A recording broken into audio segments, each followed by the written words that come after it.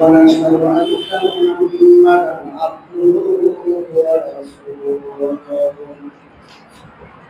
أما بعد فأعوذ بالله من الشيطان الرجيم بسم الله الرحمن الرحيم لقد من الله على المؤمنين إذ بعث فيهم رسولا من أنفسهم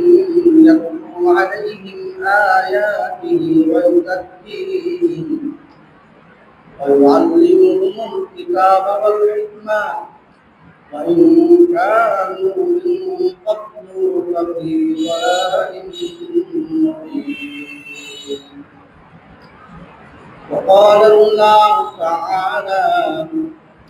إن الله وملائكته يصلون على النبي يا أيها الذين آمنوا صلوا عليه وسلموا تسليما صلى الله على محمد صلى الله عليه وسلم صلى الله على محمد صلى الله عليه وسلم मुझे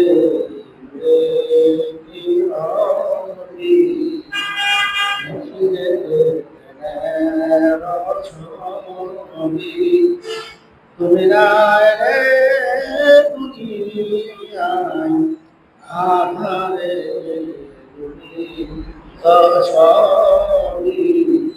সাল্লাল্লাহু মুহাম্মদ সাল্লাল্লাহু আলাইহি ওয়াসাল্লাম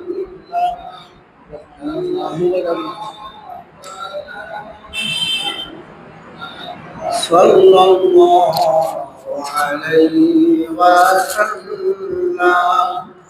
khalaqal huda bikamalihi kasabat huda bikamalihi sadiqin sallallahu alaihi wa alihi khalaqal huda bikamalihi kasabat huda bikamalihi سنة الجميع خصاله صلى الله عليه وآله سبحان الله والحمد لله سبحان الله العظيم سبحان الله والحمد لله سبحان الله العظيم سبحان الله الحمد لله ولا إله إلا الله الله أكبر ولا حول ولا قوة إلا بالله العلي العظيم رب زدني علما رب اشرح لي صدري ويسر لي أمري واحلل عقدة من لساني يفقهوا قولي وبك نستعين يا مستعان মহান আল্লাহ সুবহানাহু ওয়া তাআলা আল্লাহ তাআলা আমাকে আপনাকে দুনিয়ার সকল কাজ করতে প্রদান করেন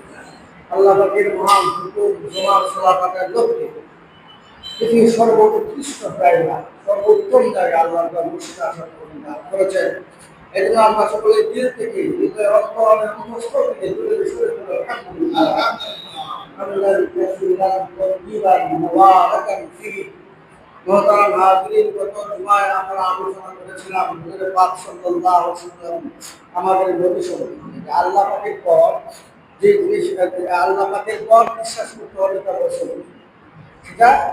আমানতু বিল্লাহি ওয়া মালাইকাতিহি ওয়া কুতুবিহি ওয়া রুসুলিহি ওয়াল ইয়াউমিল আখির ওয়াল কদরি খাইরিহি ওয়া শাররিহি মিনাল্লাহি তাআলা একটা লোক যখন বলে কালেমা লা ইলাহা ইল্লাল্লাহ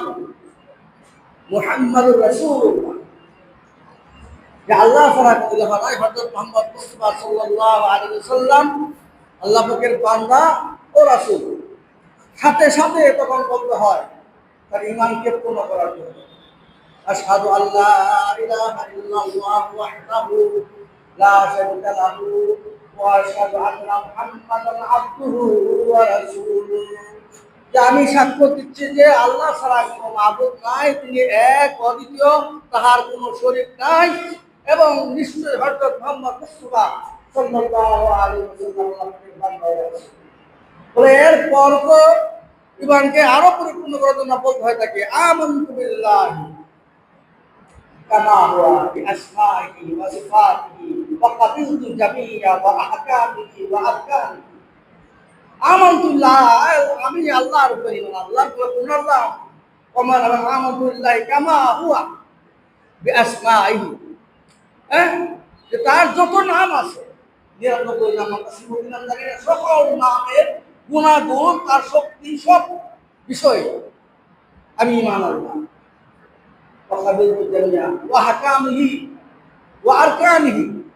এবং তার যত হাকাম রয়েছে সমস্ত হাকামের প্রতি ঈমান আনলাম, যে হাকামটা আমাকে মানতে হবে, এই আরকানটা এরকম আমাকে মানতে হবে, আল্লাহ পাকের এই আদেশ, এই হুকুম, এই শর্ত আমাকে মানতে হবে, এটার প্রতি আমি ঈমান আনলাম। তারপর ঈমানকে আরো পরিপূর্ণ করার জন্য বলতে হয় এক করে কমপ্লিটলি آمنت بالله وملائكته وكتبه ورسله واليوم الآخر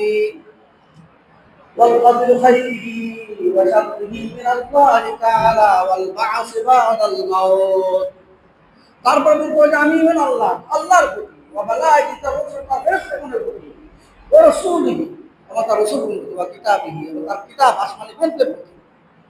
আমানতু বিল মালাইকাতি ওয়া কুতুবিহি ওয়া রাসূলিহি ওয়াল ইয়াউমিল আখির, আখিরাত বিষয়ের প্রতি, ওয়াল কদরি খাইরিহি ওয়া শাররিহি মিনাল্লাহি তাআলা, আজকে ভালো মন্দ প্রতি আমরা পাবো। ওয়াল বাস বাদাল মাউত, ওয়াল বাস মানে উত্থিত, আমাদেরকে আবার পুনরায় উজ্জীবিত হতে হবে, উত্থিত হতে হবে আর উঠানো হবে। ওয়াল বাস বাদাল, মৃত্যুর পর, অর্থাৎ মৃত্যুর থেকে কবর হলো প্রথম মন্দির, এর থেকে শুরু করিয়া জান্নাত পর্যন্ত, অথবা জাহান্নাম পর্যন্ত, নাউজুবিল্লাহ থেকে জাহান্নামের মুক্তি দান করে। তাহলে বাদাল মাউত, ওয়াল বাস বাদাল মাউত, মৃত্যুর পর জীবন।